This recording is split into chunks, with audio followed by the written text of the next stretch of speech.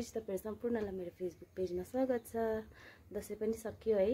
I hope तपाईहरु सबैजनाको दसैँ राम्रोसँगले बित्यो होला एन्ड मेरो पनि एकदमै राम्रोसँगले बित्यो है। योपालिको दसैँ चाहिँ अब भन्दा नभन्दा दिवाली पनि आउँछ है। आज चाहिँ म तपाईहरुको अगाडि किन यसरी भिडियो लिएर आइरहेको छु भन्दाखेरि है, मैले तपाईहरुलाई है मेरो नयाँ किचनको टुर गराउन लागि चाहिँ म एकदमै एक्साइटेड थिएँ है। एक्साइटेड पनि छु, तर यस्तो रसमा किचन शिफ्ट हुनु पर्यो। दसैँको 2 दिन अगाडि मात्रै शिफ्ट हुनु परेको थियो। त्यसै कारणले गर्दाखेरि मैले भिडियो गरेको थिइनँ है।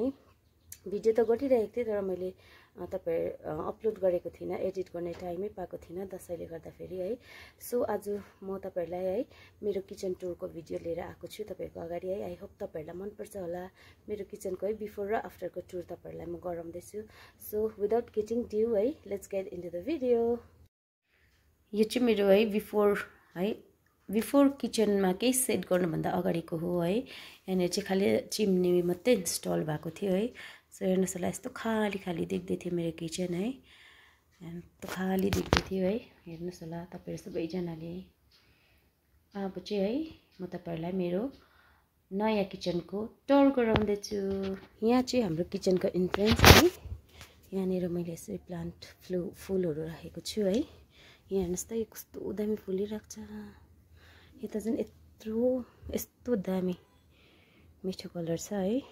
हेर्न सक्नुहुन्छ तपाईहरु सबैजनाले हो।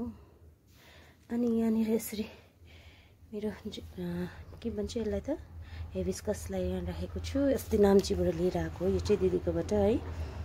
एन्ड मेरो यहाँ जेट प्लान्टहरू छ। अनि छ यहाँ हाम्रो वास बेसिन। यो चाहिँ दुईटालाई हुन्छ है। यता वासरुमको लागि नै हुन्छ अनि किचनलाई पनि हुन्छ भनेर चाहिँ यहाँनिर छ। अब चाहिँ जाउँ हाम्रो किचनमा। यस्तो छ है हाम्रो किचन चाहिँ, छैन रहेछ हो। अनि यहाँ टक्कै एन्ट्री गरेपछि चाहिँ मेरो यहाँ डाइनिङ एरिया छ है। हाम्रो एकदमै ठुलो डाइनिङ टेबल छ। यसले नै प्राय जग्गा नै यसले स्पेस लिइरहेको छ है। तर पनि केही छैन, मान्छेहरू आउँदा है यसो खानाहरू खाने प्रब्लम हुँदैन यो 6 सिटरको डाइनिङ भएर चाहिँ है। अनि मेरो डाइनिङ टेबलमा छ यो हाम्रो फ्यामिलीको मग हो है, रेगुलर युज हुने। मम्मीको चाहिँ कि दबाई खानु लाँदाखेरि उता रुममै छ होला है। एन्ड यहाँ चाहिँ मेरो सानो फुड चाहिँ मनी प्लान्ट है। यहाँनिर पिक्कल राखेको छु। यहाँनिर पानीको जग भयो, यहाँ पनि पानीको बोतल, अनि यहाँ कटलेरी छ है। अनि यतातर्फ जाउँ है। यहाँनिर चाहिँ छ मेरो फ्रिज है।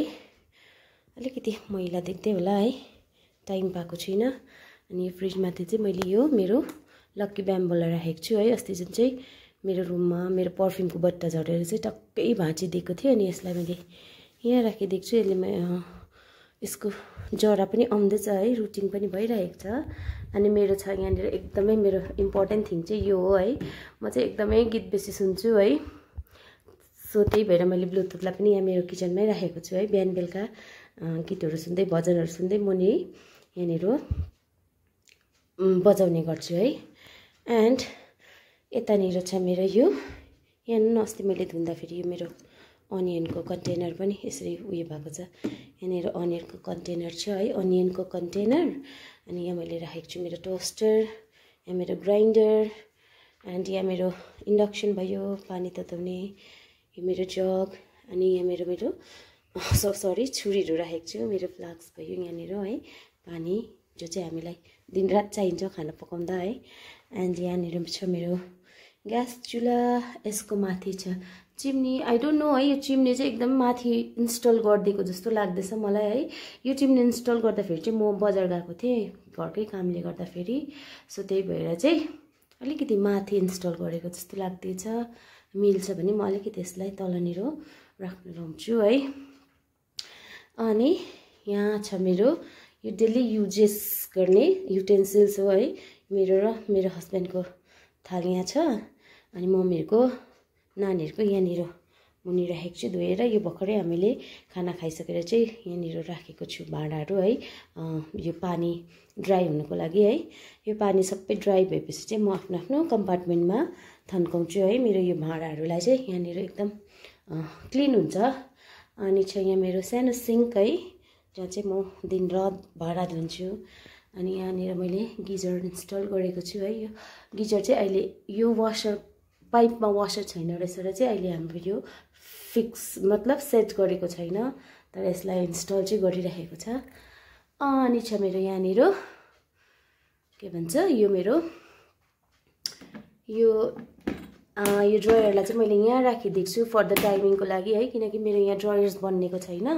अनि मलाई फेरि ड्रयर्स बन्नेको छैन, कपहरू राख्नुको लागि चाहिँ मलाई एकदमै प्रब्लम हुन्छ। म कहाँ घरिघरि पर कुदिरहनु है, अचानक मान्छेहरू आउँदा भनेर चाहिँ मैले फर द टाइमिङको लागि चाहिँ कप्सलाई चाहिँ मैले यहीँनिर राखिदिएको छु है। इन फ्युचर म यसलाई कतातिर हुन्छ सेट गर्छु। अनि यहाँ मेरो छ माथि घडी, नानीहरूको बर्नभिटा एकदमै बेसी चलाउँछ र चाहिँ मैले एकदम नभेट्ने जग्गामा राखिदिएको छु।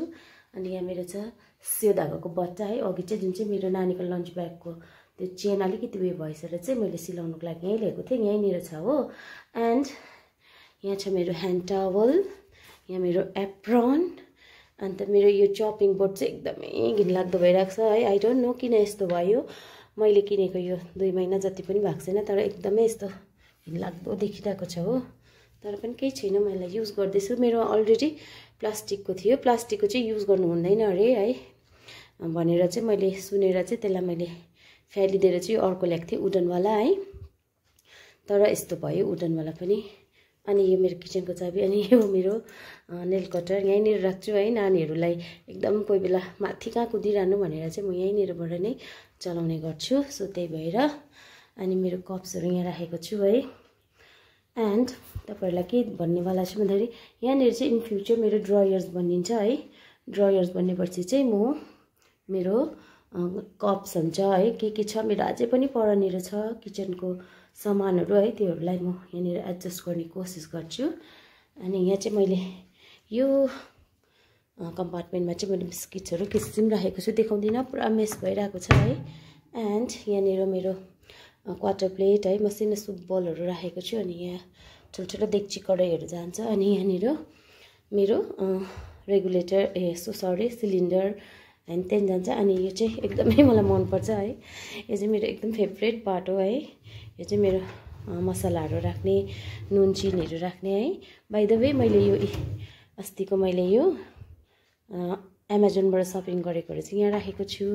कफीमा चाहिँ मैले नुन राखेको छु है गाइज, तपाईँहरूको कसले चाहिँ कफीको बट्टामा नुन राख्नुहुन्छ कमेन्ट गरिदिनुहोस् होला।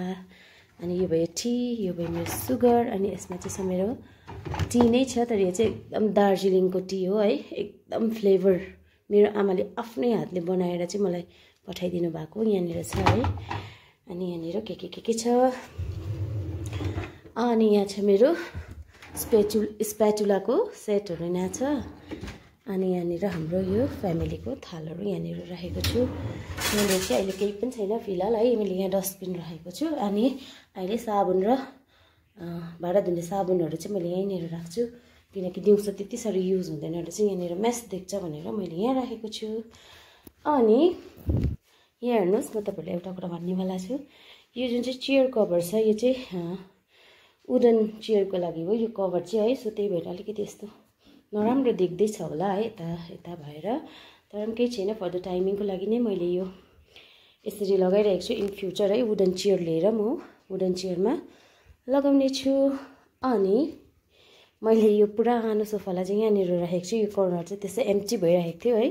पुरानो सोफालाई यहाँ कभर सबर लगाएर है मैले यहाँनिर फिलहालको लागि है, फर द टाइमिङ भनौँ है, त्यसको लागि चाहिँ मैले यहाँ सेट गरेको छु। अनि यो पर्दाहरू त तपाईँहरूले देखिहाल्नु भएको हो है। यस्तो छ मेरो किचन। एन्ड हुन त तपाईँहरू कतिजनाको किचन है योभन्दा दामी छ होला, योभन्दा ठुलो पनि छ होला है, तर मलाई चाहिँ मेरो आफ्नै किचन पुरा मनपर्छ, किनकि यो किचन चाहिँ मैले आफ्नै डिजाइन गरेको, इच एन्ड एभ्रिथिङ मैले नै चुज गरेको मेरो यो किचनको लागि है। सो त्यही भएर मलाई चाहिँ पुरा मनपर्छ मेरो किचन है। सो आजको लागि मेरो भिडियो यति नै थियो। आई होप तपाईँहरूलाई मेरो भिडियो मनपर्छ होला, मन पऱ्यो भने लाइक कमेन्ट अनि सेयर गरिदिनुहोस् होला। Bye bye.